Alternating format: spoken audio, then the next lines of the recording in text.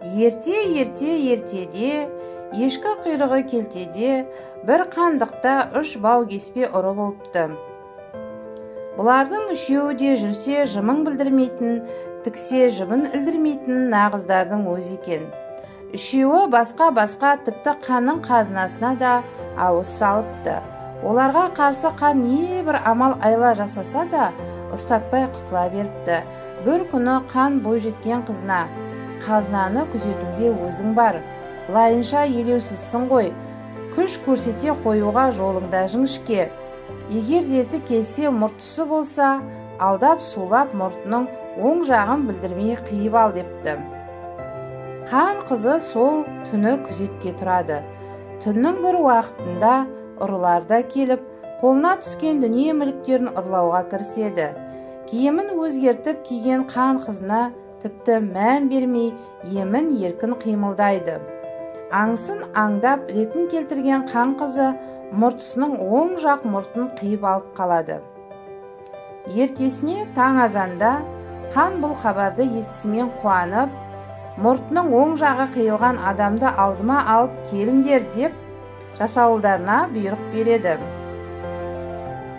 Бірақ олар мұрты қиылған бір емес 50 адамды ұстайды. Қан ұрылардың қулығын асырып кеткеніне қайран қалады. Енді есі құсқы киім алып, бет аузын өзгертіп, қанның өзі күзетке тұрады. Түн ортасы ауыңқырап кеткен соң, 3 ұры мұның қазынасы жиналған жерге тағы келеді. Бөгде адамды көрген ұрылар алғашында үркектей тұрып қалады да: сен мұнда мезгілсіз уақытта неғып жүрген адамсың деп сұрайды. Мен ұры едім, осы тұста қанның қазынасы бар деп еді, таба алмай жүрмін дейді қан.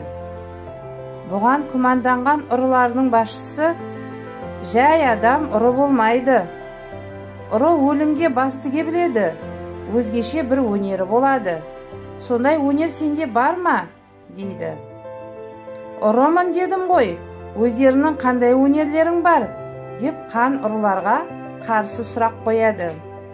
Мен жер жақандағы нендей мақұлықтың да тілін білемін, олардың емеурініне түсіп қоямын, дейді бірінші ұры. Айсыз қараңғы түнге бір көрген адамымды ертесіне жарық болсын, қараңғы болсын, жазбай танимын, дейді екінші бір егделеу ұры. Ал мен қан ием қазынасын қайда тыққыштап, қайда жасырса да жазбай таба аламын, дейді үшінші ұсқынсыздау кейіптегі ұры. Қапелімде ерекше қасиеті аузына түспей сасқалақтап қалған қанға ұрылар тым күдіктеніп: ендеше сен ұры болмадың, жаныңды жаһанамға жөнелтелік деп өлтіруге оқталады. Сабыр етіңдер мырзалар, дейді сонда қан. Бір ұры қолға түсіп дарға асылғалы жатқанда, мен қанға көз қысып қалсам болды, қан оны бірден босатып жібереді. Менің ерекше қасиетім осы, дейді. Ұрылар бұған сеніп мәз болып қауқылдасып қалады. Оны 4-ші етіп өз тобына қосып алады. Сол күні ұрылар қанның қазынасынан алтын, күміс сияқты дүние мүліктерін көтергендерінше алып, тығып қойған өз қазыналарына әкеліп қосады. Ұрылармен бірге олардың үйіне келген қан таңсыз бере еппен басып орнынан тұрады да жылыстап қашып кетеді. Қан бүлкектей жүгіріп бара жатқанда алдынан ит үріп шығады. Ұрылардың бірі: ойбай, иттер мынау қан деп сәлемдесіп жатқан сияқты, дейді. Ой, сенде бір аңның тілін білгіш дегенге соға бересің ау деп екінші оған мән бермейді.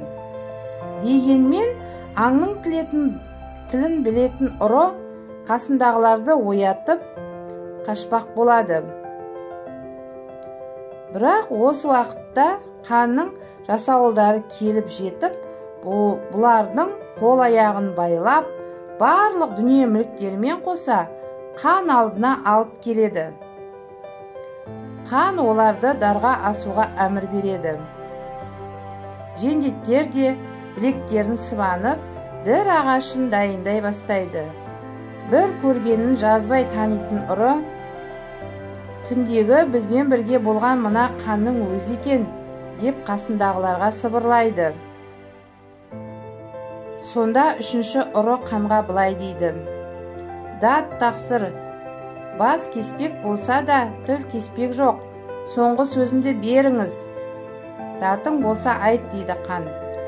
Не айтар екенсің? Сонда әлгі ұрылардың басшысы: түнде бізді жанымызда төртінші ұры болып еді.